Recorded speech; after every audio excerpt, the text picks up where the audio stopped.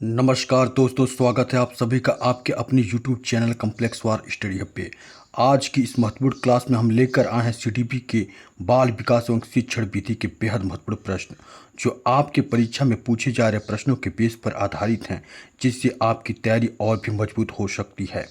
अगर आप UP TET, C TET, super TET या अन्य किसी स्टेट की प्रतियोगी परीक्षाओं की तैयारी कर रहे हैं तो यह वीडियो आपके लिए बहुत ही महत्वपूर्ण होने वाली है। तो वीडियो को अंत तक जरूर देखें और चैनल को सब्सक्राइब करना ना भूलें। तो चलिए शुरू करते हैं आज की शानदार सीडीपी की क्लास। आज का आपका पहला प्रश्न है, मानव मस्तिष्क की क्रियाओं का परीक्षण किस यंत्र द्वारा किया जाता है? फ्यूमोग्राफ, इलेक्ट्रामियोग्राफ, इलेक्ट्राएन्सीफोलोग्राम, इनमें से कोई नहीं। तो इसका सही ऑप्शन होगा साथियों ऑप्शन नंबर तीसरा, इलेक्ट्राएन्सीफोलोग्राम। नेक्स्ट, जोशी सामान्य मानसिक क्षमता परीक्षण है, शाब्दिक बुद्धि परीक्षण है और शाब्दिक बुद्धि परीक्षण है, क्रियात्मक बुद्धि परीक्षण है या फिर आभासी बुद्धि परीक्षण है? तो कैसा बुद्धि परीक्षण है? शाब्दिक बुद्धि परीक्षण है, ऑप्शन नंबर पहला। नेक्स्ट, एक व्यक्ति को दूसरे व्यक्ति द्वारा विकल्प चुनने, समायोजन करने तथा अपनी समस्याओं का समाधान करने में दी गई सहायता कहलाती है। अभिप्रेरणा, मार्गदर्शन, उपकार, कल्पना। तो इसका सही ऑप्शन होगा मार्गदर्शन। क्या होगा? मार्गदर्शन। नेक्स्ट, उद्देश्यों की दृष्टि से कौन सा शिक्षण का एक प्रकार नहीं है?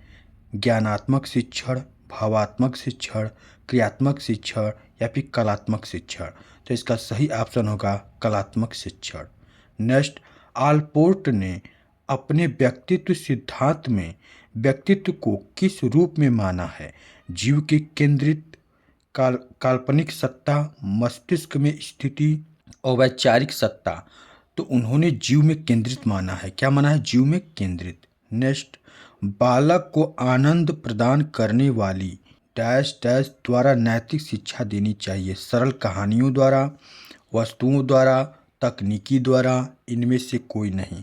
तो कैसे देना चाहिए? सरल कहानियों के द्वारा देनी चाहिए। बाल्यकाल में बालकों में गैंग निर्माण के विषय में कौन सा कथन सत्य है?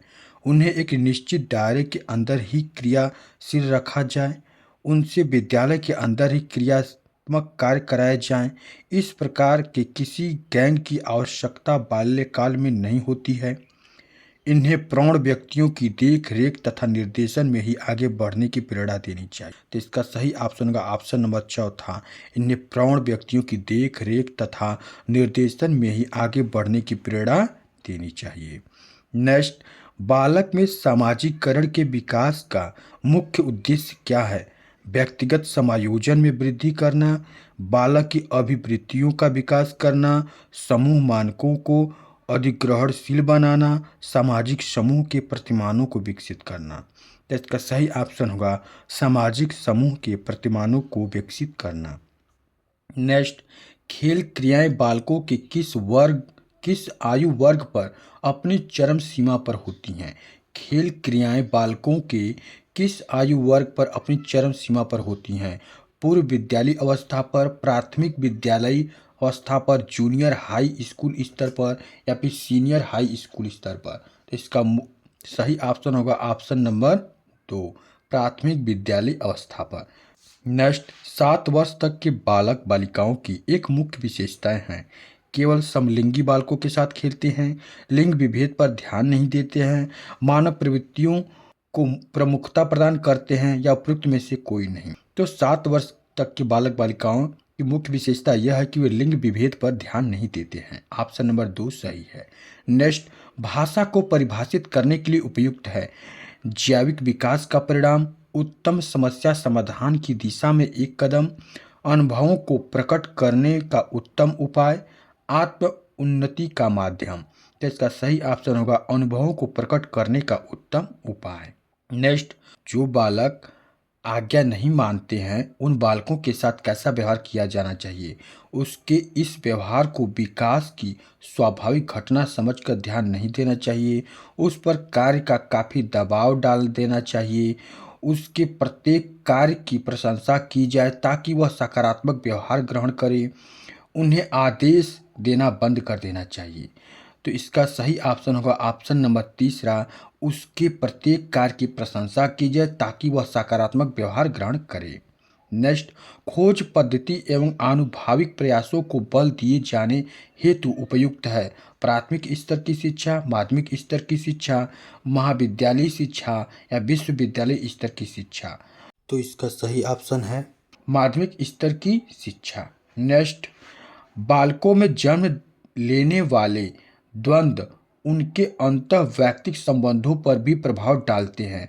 इन द्वंद्व में क्या निहित है? प्यारे साथियों, सेशन पसंद आ रहा हो तो इसे लाइक शेयर करना ना भूलिएगा, क्योंकि आपकी एक लाइक से हमें प्रेरणा मिलती है एक नए मॉडल पेपर लाने की। असुरक्षाएं, असमक्षमताएं, स्नायु असंतुलन, व्यवहार के विघटन। तो इसका सही ऑप्शन होगा स्नायु असंतुलन। नेक्स्ट, कक्षा में बालकों के मानसिक स्वास्थ्य को निम्न से अधिक प्राथमिकता प्रदान नहीं की जा सकती है। बालकों को शारीरिक व्यायाम के लिए दी जाने वाली छूट, बालकों के अभिभावकों का मानसिक स्वास्थ्य, विद्यालय की मनोविज्ञान शाला द्वारा किया जाने वाला कार्य, कक्षा की स्वच्छता।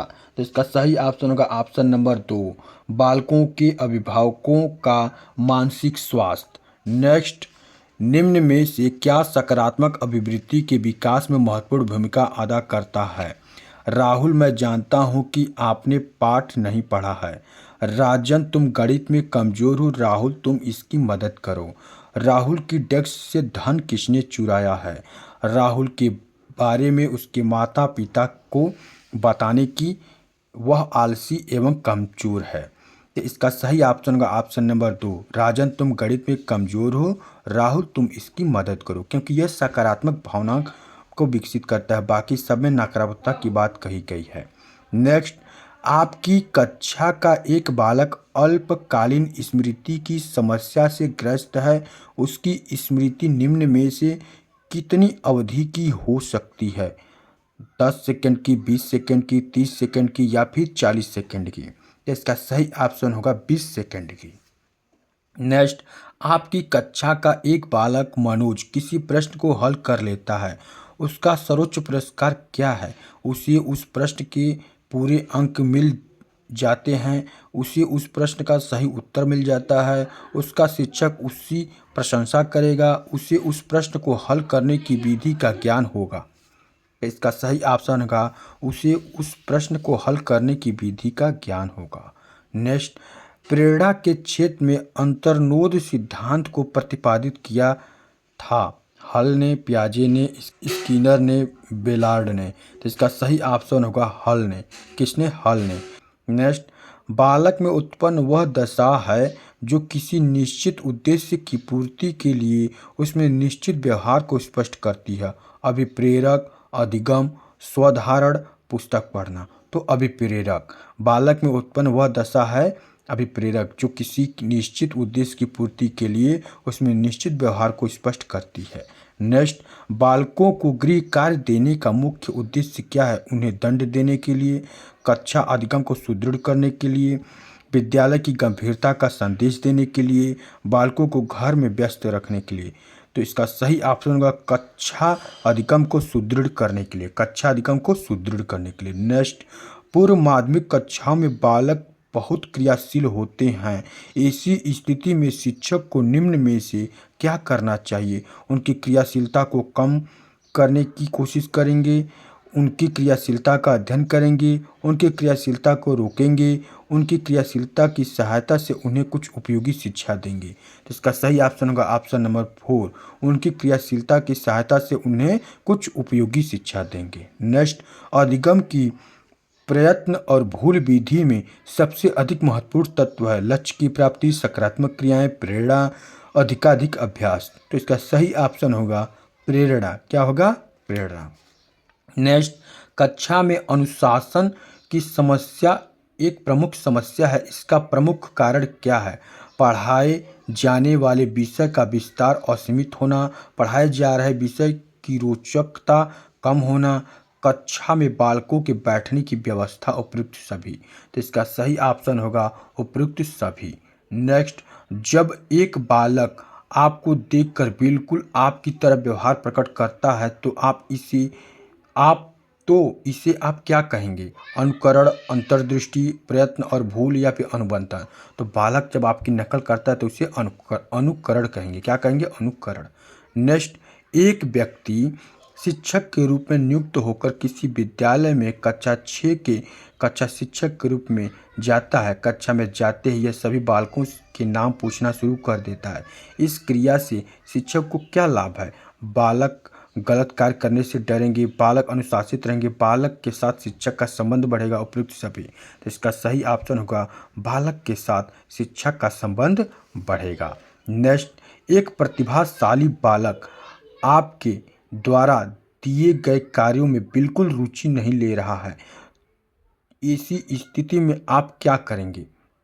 आप क्या करेंगे? उसे मनपसंद कुछ भी पढ़ने की सलाह देंगे, उसे विशिष्ट कार्य प्रदान करेंगे, उसे आगामी कक्षा के कार्य संपादन का भार सौंपेंगे, उसे विद्यालय के उपरांत रुककर कार्य समाप्त करने का आदेश देंगे। तो इसका सही ऑप्शन होगा उसे विशिष्ट कार्य प्रदान करेंगे।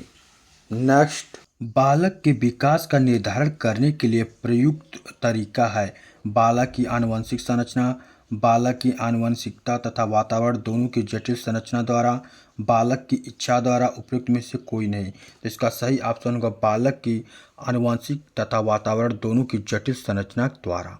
नेक्स्ट, किसी बालक को व्यवहार का उपयुक्त प्रशिक्षण देने हेतु आप किसे सर्वाधिक आवश्यकता मानते हैं? पुरस्कार को, सामाजिक प्रशंसा को, दंड को, स्वयं को एक अच्छे व्यवहार के उदाहरण के रूप में प्रस्तुत करना।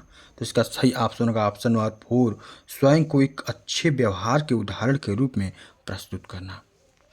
नेक्स्ट क्वेश्चन है, रुचियों के संबंध में निम्न में से क्या सत्य है? रुचियां जन्मजात होती हैं, रुचियों की उत्पत्ति वातावरण में उपस्थित अवसरों पर निर्भर करता है, रुचियां एक लिंग के बालकों में लगभग समान होती है, रुचियां व्यक्तित्व की अतिरिक्त वृद्धि के रूप में होती हैं। तो इसका सही ऑप्शन होगा रुचियों की उत्पत्ति वातावरण में उपस्थित अवसरों पर निर्भर करती हैं। कैसा लगा यह सेशन साथियों? कमेंट करके हमें ज़रूर बताएं। आपने कितना स्कोर किया है ये भी बताना ना भूलिएगा। तो चलिए नेक्स्ट वीडियो में मिलते हैं एक नए मॉडल पेपर के साथ। तब तक के लिए आप सभी को राधे राधे, जय श्री कृष्णा, जय हिंद।